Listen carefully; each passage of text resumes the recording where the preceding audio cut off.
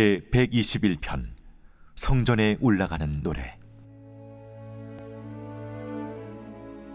내가 산을 향하여 눈을 들리라. 나의 도움이 어디서 올까? 나의 도움은 천지를 지으신 여호와에게서로다. 여호와께서 너를 실족하지 아니하게 하시며 너를 지키시는 이가 졸지 아니하시리로다. 이스라엘을 지키시는 이는 졸지도 아니하시고 주무시지도 아니하시리로다. 여호와는 너를 지키시는 이시라. 여호와께서 내 오른쪽에서 내 그늘이 되시나니 낮의 해가 너를 상하게 하지 아니하며 밤의 달도 너를 해치지 아니하리로다. 여호와께서 너를 지켜 모든 환난을 면하게 하시며 또 내 영혼을 지키시리로다. 여호와께서 너의 출입을 지금부터 영원까지 지키시리로다.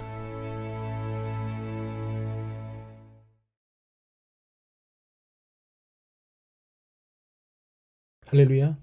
오늘 우리에게 주신 하나님의 말씀은 시편 121편 1절부터 8절까지 말씀입니다. 오늘 말씀의 제목은 하나님은 너를 지키시는 자입니다.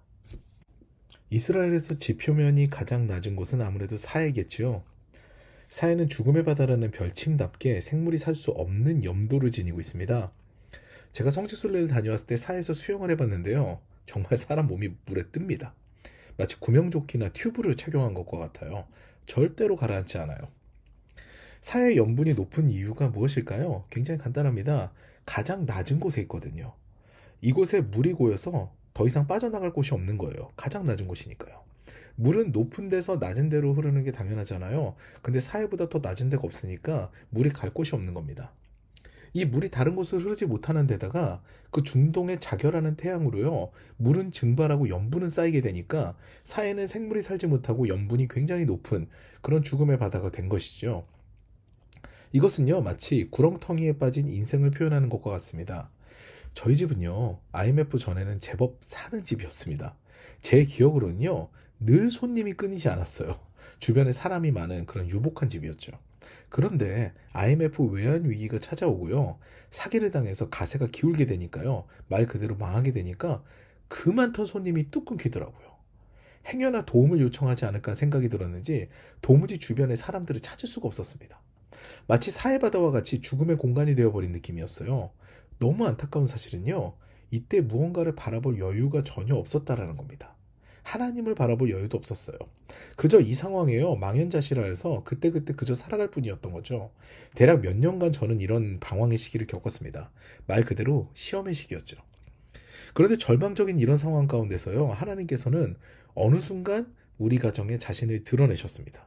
어두컴컴한 곳에 빛이 비치는 느낌이었어요. 상황이 바뀐 건 없었거든요. 그런데 마음이 바뀌게 됩니다. 눈을 들어서 하나님을 보기 시작하게 되니까요, 그 다음부터는 우리가 바뀌게 됩니다. 매양 축 처진 어깨에 자신감이 없는 내가 아무것도 없는데 자신감이 충만해지기 시작했던 거죠. 그러니까 인생이 바뀌더라고요. 아무것도 없었거든요. 그런데 좋은 여인을 만나서 결혼하게 되었고요, 자녀도 태어났습니다. 무엇보다도 밖의 시선이 굉장히 놀라웠는데요, 언젠가 집단 상담 시간에 저희 집이 망한 이야기를 했더니 그 상담 선생님들이 다들 놀라시더라고요. 저는 부잣집 도련님 줄 알았다고 이렇게 말씀하시더라고요. 하나님을 바라보고 당당해지는 것은요, 이런 시선이 달라지는 것, 그런 결과를 가져다 주게 되더라고요. 예수님께서 십자가 영광을 위해서 예루살렘으로 올라가시는 길의 시작은요, 여리고입니다. 여리고는요, 사해 북서쪽 16km 떨어진 도시로요, 이스라엘에서는 최남단 도시예요. 마치 사해와 비슷해요. 마이너스 250m의 저지대에 위치한 도시죠. 이에 관해서 예루살렘은요, 해발 850m의 굉장히 고지대에 위치한 도시입니다. 주님께서는요, 이곳을 하나님의 영광을 위해서 바라보며 올라간 거죠. 오늘 시는요, 어제에 이어서 시리즈가 계속됩니다. 성전에 올라가는 노래예요. 저는 이 시를 묵상하면서 이 예수님의 모습이 생각이 났습니다. 사해와 같은 그런 지표면이었던 그런 여리고에서부터 그 가장 낮은 곳에서 하나님의 영광을 바라보면서 소망을 가지고 걸어가진 예수님 생각이 난 거예요. 그 예수님을 따르는 자들로 우리 역시요, 인생이 밑바닥을 쳤을 때, 눈앞이 캄캄할 때 성전을 바라보며 성전으로 올라가며 하나님의 역사하심을 기대하면서 소망을 가질 수가 있겠구나라는 생각을 제가 하게 된 거죠. 오늘 시는요, 이렇게 시작합니다. 1절과 2절입니다. 내가 산을 향하여 눈을 들리라. 나의 도움이 어디서 올까? 나의 도움은 천지를 지으신 여호와에게서로다. 아멘.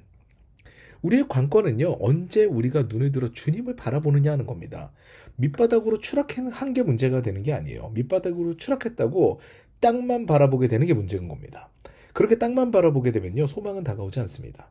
전능하신 하나님이 우리의 시야에 들어올 때요, 나는 비록 저지대에 있지만 예루살렘에 좌정하신 하나님을 바라볼 때 그때 비로소 우리에게 소망이 있는 거죠. 하나님은요, 오늘 말씀을 보면 너무나 놀랍습니다. 우리를 지키시는데요, 졸지도 주무시지도 않아요.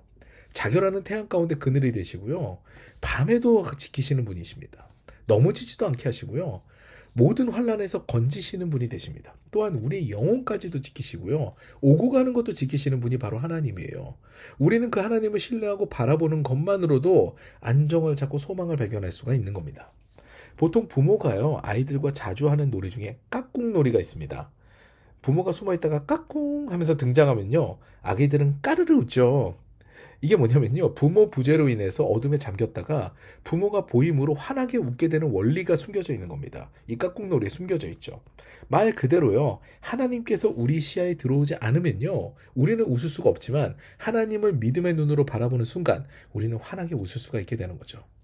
오늘도요, 환난을 만난 분이 계시다면, 감당할 수 없는 문제가 찾아왔다면 이제는요, 눈을 들어 전능하신 하나님을 바라보시기를 바랍니다.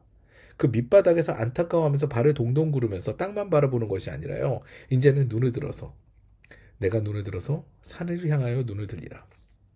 나의 도움이 어디서 올까? 나의 도움은 천지를 지으신 여호와에게서로다. 아멘.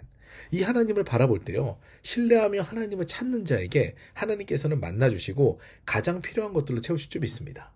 그 믿음으로요, 오늘 하루를 시작하는 저와 여러분 되시기를 주님의 이름으로 축원합니다.